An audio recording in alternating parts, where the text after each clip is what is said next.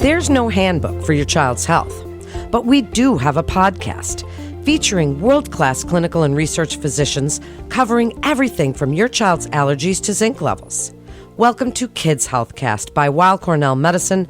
I'm Melanie Cole, and here with me to talk about mental wellness when it comes to politics and news that impacts our kids is Dr. Shannon Bennett. She's the clinical director of the New York Presbyterian Youth Anxiety Center for Weill Cornell Medicine. Dr. Bennett, you've been with us before. I thank you for joining us again in these unprecedented times. Not only did we have COVID and our kids missing school and all of the things with vaccinations and masks and the political climate that has just been untenable for many of us. Tell us a little bit about the impacts that you have seen on our kids' well-being with so many things happening. It's a little bit scary. It's actually a lot bit scary. We're seeing all of these things in the news coming at us minute by minute. What are you seeing as our kids' reactions to all of it? Well, thank you so much for having me and bringing attention to these really important topics. What we are seeing is an increase in anxiety and depression in youth, in teenagers and young adults in particular. And we know that the pandemic impacted youth mental health and social media. And media, I think the constancy of media broadly is increasing anxiety and impacting the mood of our youth. So these are really broad strokes, and happy to talk more about the specifics. But when I think about before constant media streams, anxiety is not new, and anxiety is very common, and it's really normal to a point. It's important that we feel anxious sometimes. But if something makes you anxious, whether that's a social stressor, academics, or things that you see on the news, there's no way to disconnect from that anymore. It's much more difficult to disconnect from it. So kids and adults, we're just constantly surrounded by our anxiety triggers, and it's starting to overwhelm and really stress people out. Yeah, and this isn't just our kids. I know that on days when I'm feeling it hard, I don't go near Twitter. I try and stay away because I do get a lot of my news from reliable sources there. I try and go on to innocuous things like TikTok, watch a few recipes, but even those, we're starting to see really this political as our youth become more active and activist. And while this has made it easier, as you said, to follow, do you feel, because when I was a kid, we didn't know anything. We knew nothing of what was going on, so we weren't so stressed out. Do you feel that this is a good thing, a bad thing? Has that made our kids more worldly, smarter, but yet also, as you say, more stressed out, but maybe more involved? Right, absolutely. And you spoke to it right there, where we have to be in control of how we utilize social media and media in general. So youth, adults, parents, we have to be mindful of our limits. And studies support this, that when we use social media as a tool for connection or for finding information, that can be a really positive thing for keeping us informed and connecting us with others in a meaningful way. But the flip side of that is when we are passively consuming media that may be anxiety-provoking or stressful or causing us to question our own self-image, our own social standing, then that becomes more of a trigger for anxiety and depression and can become much more problematic. So we have to pay attention to how we are using it, how much we are using it, not letting media disrupt our sleep or other important social and emotional activities. And as parents, I imagine that falls a bit to us to not monitor, but have these discussions, because I think communication is what's so important here, and have those discussions with our kids about their social media use right now and what's coming at them. I'd like to touch on a bit of the breaking news. Dr. Bennett, with the leaked Roe v. Wade decision, what have you seen as far as kids' awareness of the implications of this ruling? I mean, Handmaid's Tale, I read it 30 years ago.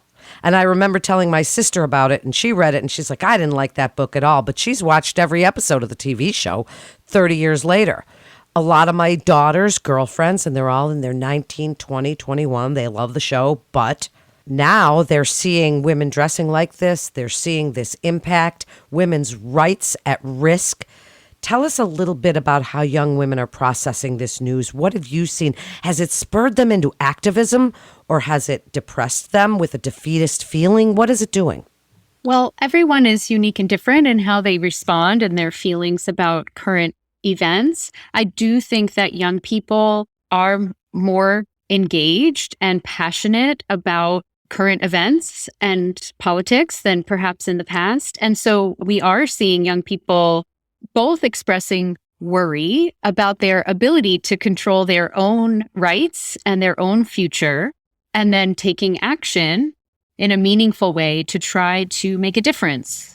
That's good and bad, right? I mean, back in the 60s, people did stuff. In the 70s, we were protesting, doing these things. But now it feels like protesting and that sort of thing is getting more dangerous. And we're going to touch on that. But before we do, we would be remiss not to mention the recent school shootings, which just seem to be happening all the time. And while there was Uvalde, there are other ones going on. There are shootings going on. When do you think parents are having these conversations, should start having these conversations with their kids, and some key points? Because schools are having them. They're having these shooting drills, which is just unbelievable to me. We had tornado drills, right? And that was scary enough as it was. But this, I cannot even imagine what these kids today are going through right now. How does the way in which we speak to our kids as they grow matter when we're talking about these horrific events that you can't help but see on the news? Right. Unfortunately, I think these conversations have to start at a very young age because kids are being asked to participate in lockdown drills. And so they are being forced to learn how to protect themselves in school as best they can.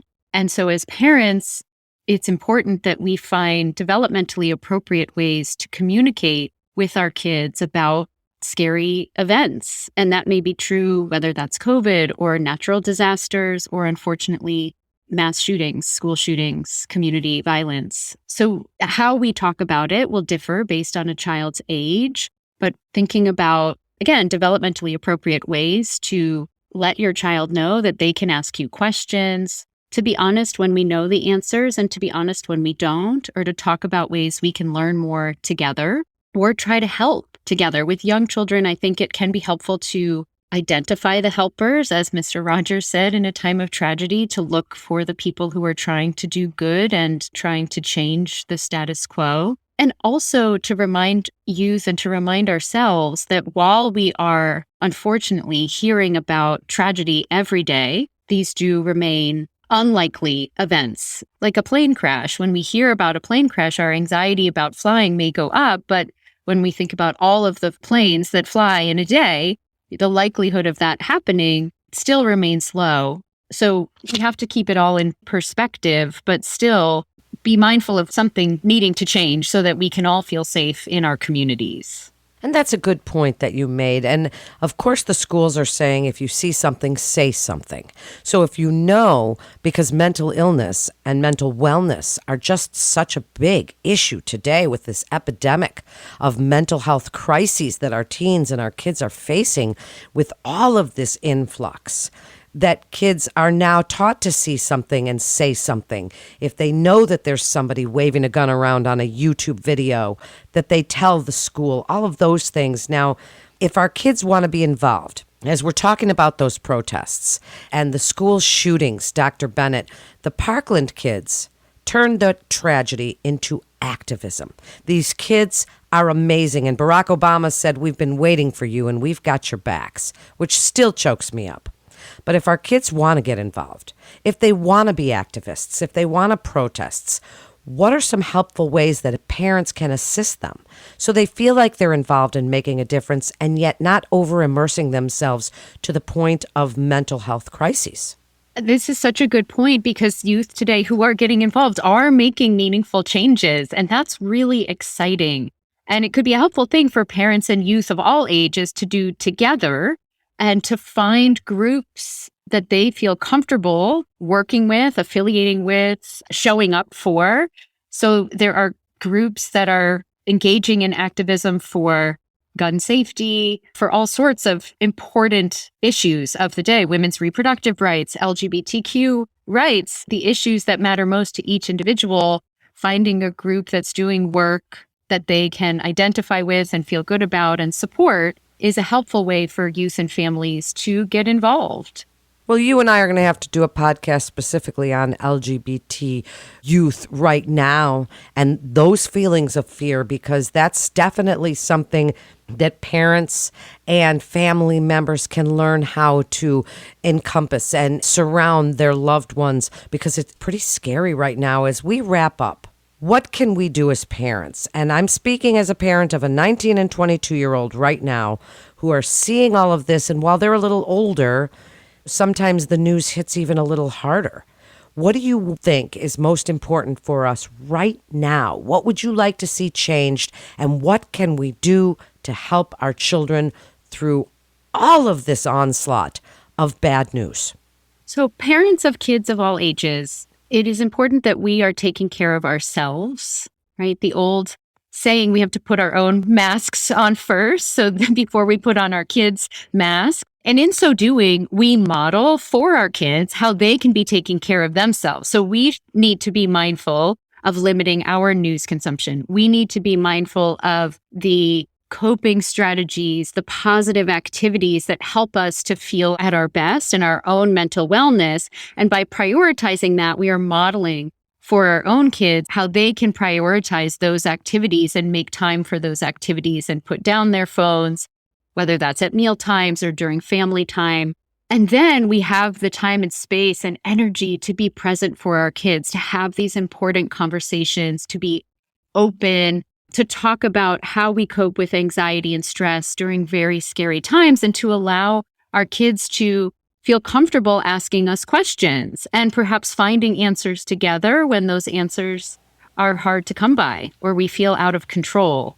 And at Weill Cornell Medicine, as I introduced you, you are the clinical director of the New York Presbyterian Youth Anxiety Center.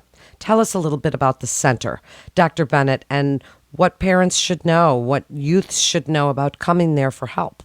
The Youth Anxiety Center is a tri-institutional collaboration between Weill Cornell, Columbia Medical School, and New York Presbyterian Hospital. And our mission is threefold. We provide clinical services across multiple locations in New York City and the surrounding areas for youth, particularly focused on older adolescents and young adults between the ages of 12 and 28, but really kids of all ages and their parents and family members who are suffering from anxiety and related conditions. Our faculty are also engaging in research to learn more about anxiety and youth brain development and innovative treatments to improve outcomes for youth and families.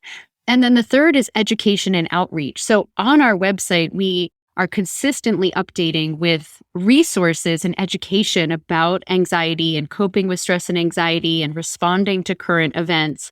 So we can create and maintain a platform for youth and families to continue to learn and to understand how anxiety feels and how it can interfere in living life the way that we want to live it. So I think it's also important for parents to know that anxiety is a normal part of life, but to keep an eye out for when anxiety or mood symptoms are crossing that threshold for their children, when kids are starting to withdraw or avoid from meaningful life activities, that's a time to talk to your doctor, to find a therapist, or to seek additional assessment or help. So important. What great work you're doing. And for more information on that, you can go to nyp.org/youth-anxiety. For more information on the New York Presbyterian Youth Anxiety Center with Weill Cornell Medicine. Thank you so much, Dr. Bennett. What great information you've given us today, and so much to think about for our kids.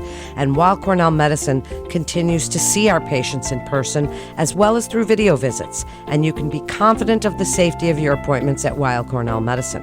That concludes today's episode of Kids Healthcast.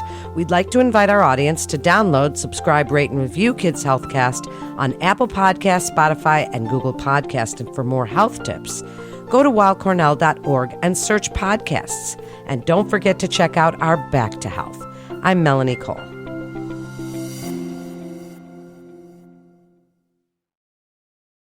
Back Back to Health is your source for the latest in health, wellness, and medical care for the whole family. Our team of world-renowned physicians at Weill Cornell Medicine are having in-depth conversations covering trending health topics, wellness tips, and medical breakthroughs. With the spotlight on our collaborative approach to patient care, the series will present cutting-edge treatments, innovative therapies, as well as real-life stories that will answer common questions for both patients and their caregivers. Subscribe wherever you listen to podcasts.